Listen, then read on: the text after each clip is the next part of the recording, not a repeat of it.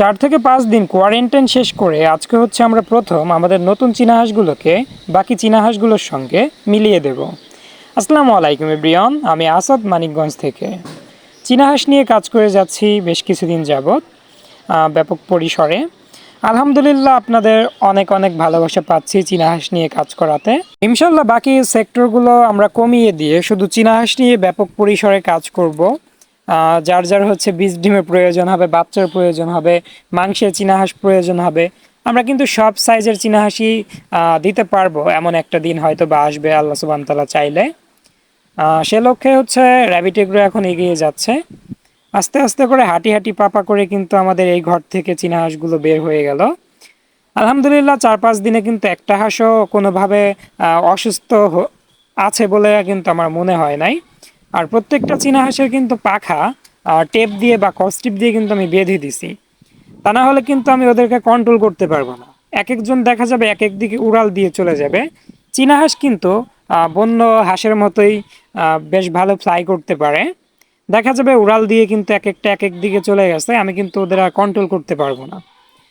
যখন কিনা আমাদের বাড়িতে ওরা পোষা হয়ে যাবে বা পোষ মানবে, তো তখন কিন্তু ওরা যেখানে খুশি যাক, আবার কিন্তু ব্যাক করবে।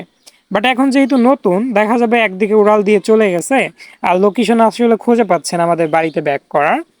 এরকম সমস্যা যেন না হয় এই জন্য মূলত আমরা সপ্তাহখানিক ওদেরকে হচ্ছে পাক বেঁধে রাখবো।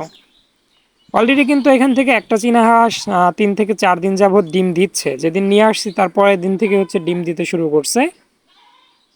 আমরা ওদেরকে মূলত এই ঘরটাতে রাখবো, মানে এই ঘরটাতে হচ্ছে আমাদের বাকি চীনা হাঁসগুলো থাকে রাতের বেলা। দিনের বেলা তো সবাই হচ্ছে বাহিরে উন্মুক্তভাবেই থাকে, রাতের বেলা মূলত এই ঘরটাতে থাকে। সবগুলো চীনা হাঁস মাশাআল্লাহ অনেক সুস্থ সবল এবং চঞ্চল। আর একটা চীনা হাঁস হচ্ছে ডিম দিচ্ছে, বাকি 4টা হয়তো বা খুব দ্রুত ডিম দেবে। মানে ওদের লক্ষণ দেখে আসলে বোঝা যাচ্ছে, যেহেতু ওদের ঠোঁটের লাল অংশটা কিন্তু গাঢ় লাল হয়েছে।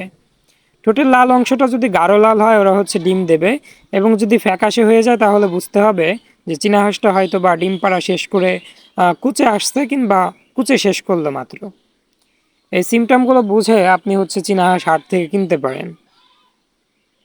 আর সুস্থ দেখে দেখেন ওরা কিন্তু এই ঘরে আসার সঙ্গে সঙ্গে খাবারের ভিতর হুমড়ি খেয়ে পড়লো, মানে এখান থেকে হচ্ছে ওরা খাবার খেয়ে নিচ্ছে। আর আমরা যে কাজটা করছি প্রথম ওদের যেদিন নিয়ে আসছি, জীবাণুর বিরুদ্ধে যে অ্যান্টিবায়োটিকটা খুব ভালো কাজ করে, জিলিয়ান ভেট, সেটা কিন্তু আমি ইউজ করছি। আমি বাইরে থেকে যে কোনো হাঁস মুরগি বাসায় নিয়ে আসার পর কিন্তু অ্যান্টিবায়োটিকটা ইউজ করি।